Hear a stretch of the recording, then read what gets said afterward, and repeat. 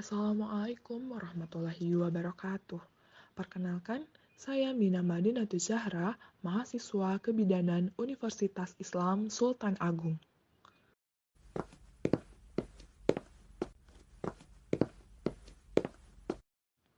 Di sini, saya akan membahas hal-hal yang harus diperhatikan dalam pemberian makanan pendamping ASI atau MPASI guna cegah stunting. Topik yang akan kita bahas pada video ini meliputi pengertian MPASI, manfaat MPASI, hal-hal yang harus diperhatikan dalam pemberian MPASI, jenis-jenis MPASI, konsistensi MPASI, makanan selingan MPASI, jadwal pemberian MPASI, dan cara membuat MPASI.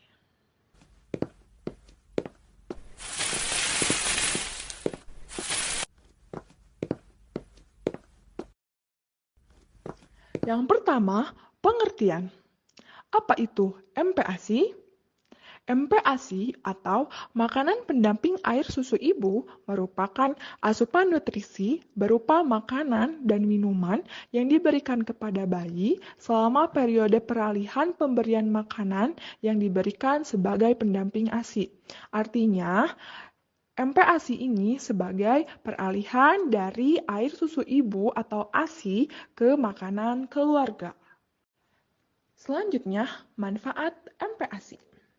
Manfaat MPASI dalam pemberian makanan bayi dan anak antara lain: yang pertama, memenuhi kekurangan zat gizi pada ASI yang sudah mulai berkurang saat usia 6 bulan. Yang kedua, protein hewani atau protein yang berasal dari hewan seperti daging, telur, susu diutamakan dalam pemberian MPASI untuk mencegah terjadinya anak stunting. Stunting atau pendek merupakan ketidaksesuaian antara tinggi badan dengan usia yang seharusnya pada balita. Stunting ini merupakan kekurangan gizi kronik yang terjadi pada balita karena banyak faktor. Salah satunya kurangnya asupan nutrisi sehingga akan berdampak pada masa depan dalam mencapai pertumbuhan dan perkembangan yang optimal.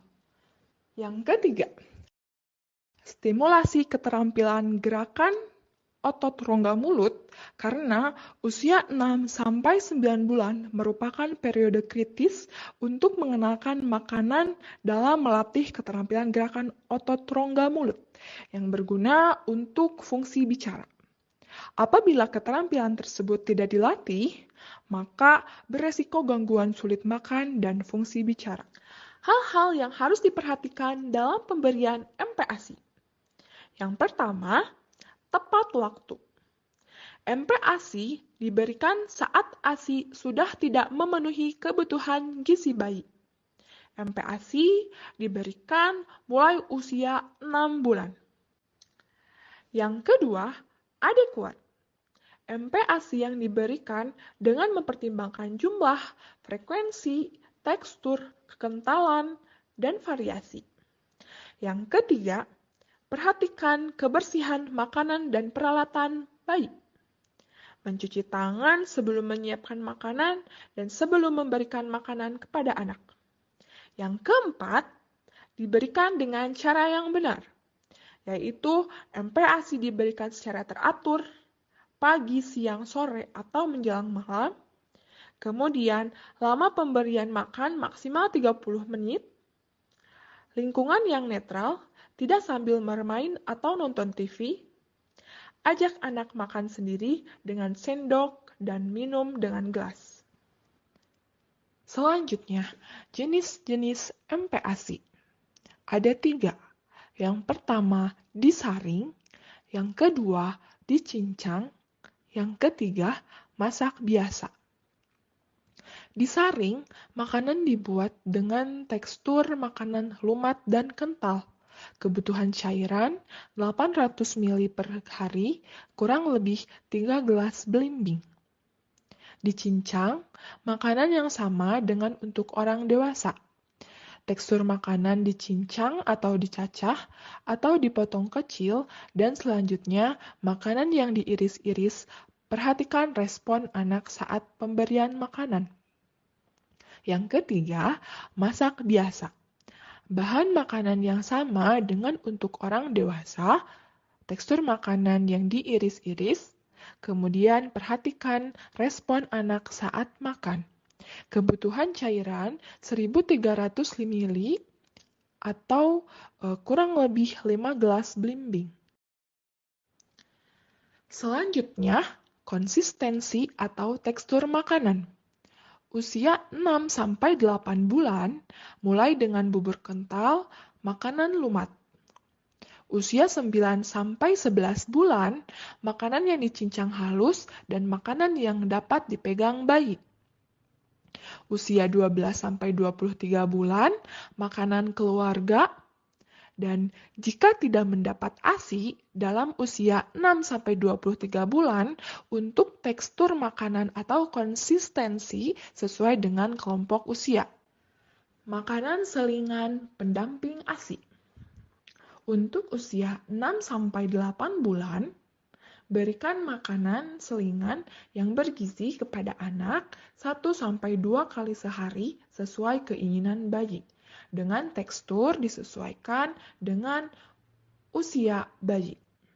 Contoh makanan selingan seperti puding susu, puding santan, kacang hijau. Nah, diberikan 1-2 kali sehari sesuai keinginan. Kemudian untuk usia 8 bulan, anak dilatih agar bisa makan sendiri. Usia 9-11 bulan, berikan makanan selingan 1-2 kali sehari.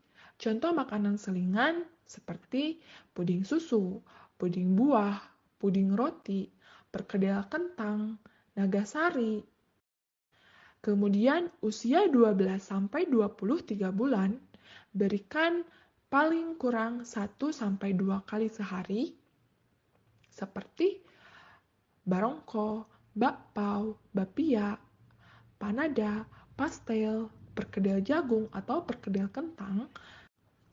Jadwal pemberian MPASI untuk usia 6-23 bulan.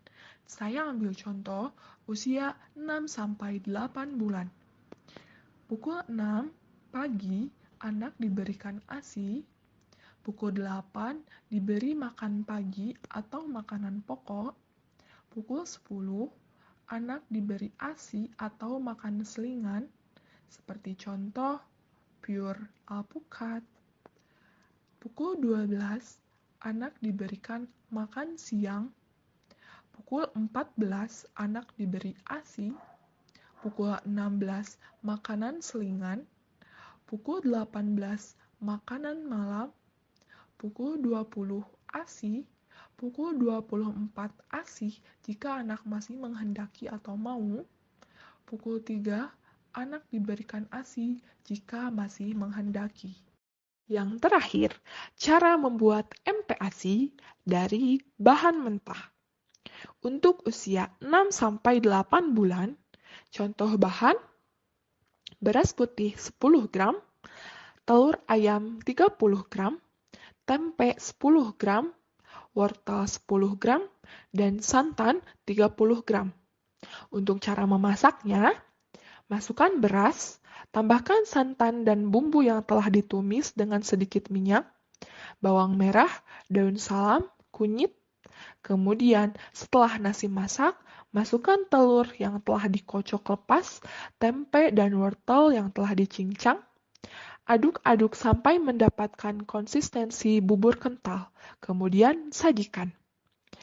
Untuk usia 9-11 bulan, contoh bahan, beras putih 15 gram, ikan kembung 30 gram, minyak kelapa 10 gram, wortel 15 gram, tempe 10 gram. Untuk cara memasaknya, memasak beras, tambahkan bumbu yang telah ditumis, bawang merah, daun salam, kunyit, dengan minyak kelapa. Setelah nasi masak, masukkan ikan kembung dan buncis yang telah dicincang. Aduk-aduk sampai mendapat konsistensi bubur kasar atau cincang. Kemudian sajikan. Untuk anak usia 12-23 bulan. Contoh bahan, beras putih 25 gram, hati ayam 50 gram, minyak kelapa 5 gram, bayam 20 gram, santan 50 gram. Untuk cara memasaknya, memasak beras sampai menjadi nasi, membuat hati ayam goreng, goreng atau tumis hati ayam dengan minyak kelapa, membuat sayur bayam, sajikan. Cara membuat MPASI dari makanan keluarga. Bayi usia 6-8 bulan dengan contoh bahan matang. Nasi putih 30 gram, dadar telur 35 gram, sayur kari wortel tempe 20 gram, dan cara membuatnya, nasi, telur dadar, tempe, dan wortel dari sayur kari dilumatkan kemudian disaring. Ditambahkan kuah sayur kari sampai mendapatkan konsistensi bubur kental. Kemudian sajikan. Untuk usia 9-11 bulan, contoh bahan matang, nasi putih 45 gram, ikan kembung bumbu kuning 30 gram, tumis buncis 25 gram. Cara membuatnya, nasi, ikan kembung, bumbu kuning, dan tumis buncis dicincang, disajikan dengan kuah sayur atau santan kari. Kemudian, sajikan. Untuk anak 12-23 bulan, contoh bahan matang, nasi putih 55 gram, semur hati ayam 45 gram, bening bayam 20 gram, dan cara membuatnya, MPASI untuk anak 12-23 bulan disajikan dalam bentuk makanan keluarga, dicincang agak besar jika diperlukan. Sekian dari saya, terima kasih, semoga bermanfaat. Assalamualaikum warahmatullahi wabarakatuh.